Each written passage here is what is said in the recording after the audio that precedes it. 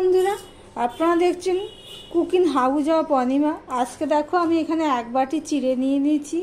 এই চিড়ে দিয়ে একটা দারুণ স্বাদের টিফিন রেসিপি করব। তার জন্য তোমাদের সঙ্গে থাকতে হবে। আমি কিভাবে করব, চিড়েগুলো আমি ঢেলে দিলাম।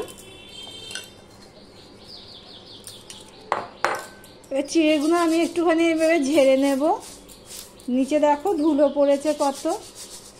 চিড়ে তো বেশি ধোয়া যাবে না, তাই জন্য এবার জল সমেত একটা গামলা নিলাম, নিয়ে আমি এখানে বসিয়ে দিলাম। দিয়ে এর মধ্যে আমি অল্প অল্প করে জল দিয়ে চিড়েটাকে আমি ধুয়ে নিচ্ছি।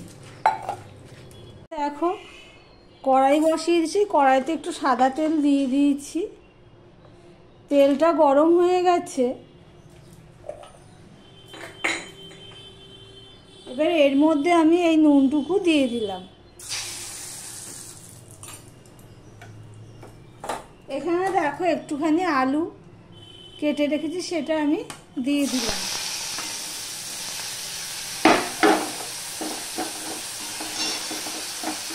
যারা লাইভ ভিডিওটি দেখছো তাদেরকে বলবো লাইক দিয়ে ভিডিওটি কন্টিনিউ করো। দেখো আলুগুলো ভাজা হয়ে গেছে। এবার আমি তেল সরিয়ে নিয়ে আলুগুলো তুলে নিচ্ছি।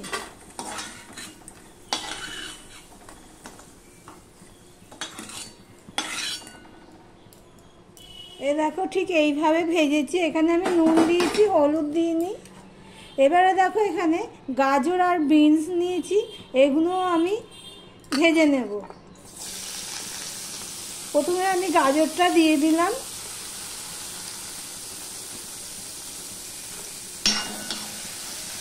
গাজর একটু নুন দিয়ে দেবো।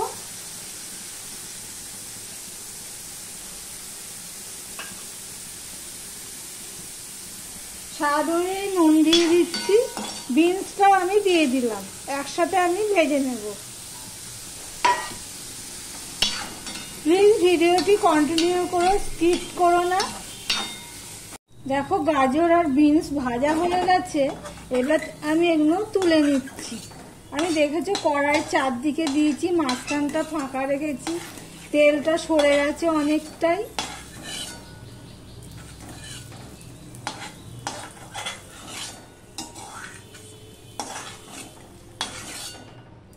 এবার এর মধ্যে আমি আরেকটু রিফাইন্ড অয়েল দিয়ে দিলাম। আমার ভিডিওটি যারা দেখছো তাদেরকে বলবো লাইক কমেন্ট শেয়ার করে দিতে। আর যারা নতুন বন্ধু আমার ভিডিওটি দেখছো সাবস্ক্রাইব করোনি, তাদেরকে বলবো আমার চ্যানেলটি সাবস্ক্রাইব করে পাশে থাকতে।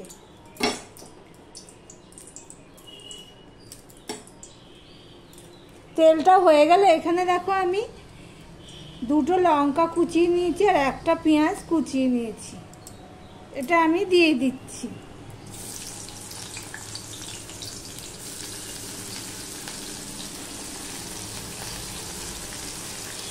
আমাদের এখানে তো রোজ রোজ যদি চিড়ে খাওয়া যায়, দই দিয়ে নাই দুধ দিয়ে খাওয়া হয়। এইভাবে খুব কমই খাওয়া হয়, তাই ভাবলাম এইভাবে একবার করি, সেটাই তোমাদের সাথে শেয়ার করি।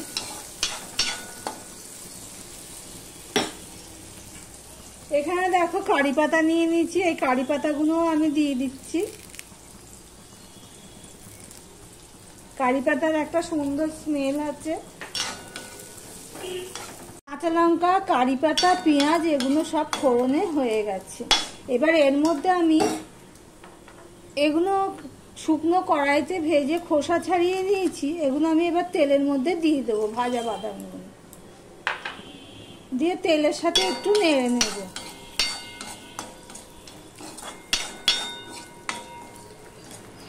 এখানে একটুখানি নুন দিয়ে দেবো।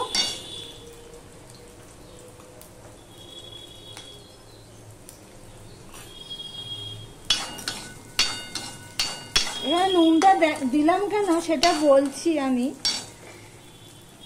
দেখো এখানে যে চিড়েগুলো জল ঝরিয়ে রেখেছি ধুয়ে, সেগুলো আমি দিয়ে দিচ্ছি। একসাথে দেওয়া যাবে না, অল্প অল্প করে দেব। এই তেলের মধ্যে যে নুনটা দিয়েছি, এতে কি হবে, তেলটা চিড়ের গায়ে লাগবে আর নুনটাও হয়ে যাবে। অল্প দিলাম। দিয়ে আবারও অল্প দেব, দিয়ে আবারও নেড়ে নেব।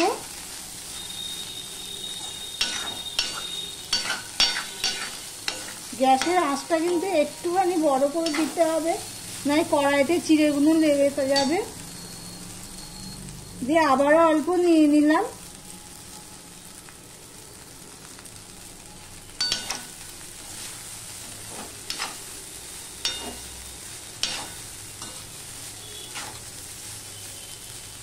এবার বাদ বাকিটুকু আমি দিয়ে দিলাম।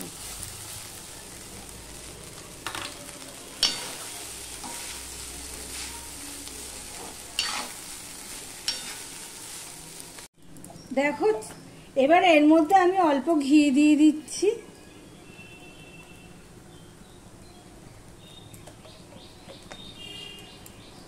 ঘিটা যার যার পরিমাণ অনুযায়ী দেবে,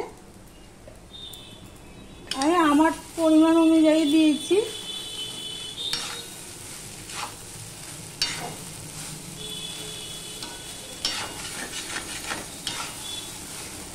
এবার যে ভেজে রেখেছিলাম আলু, বিনস, গাজর, সেগুলো আমি অল্প অল্প করে দিয়ে দেবো।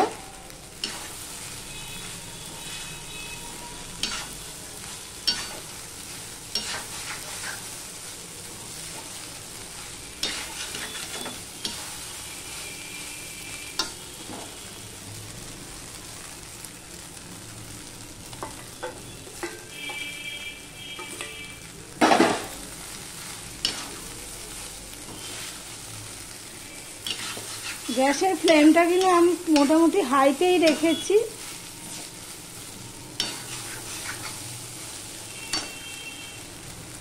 এবার এখানে আমি অল্প একটু চিনি দেবো, বেশি চিনি দেব না।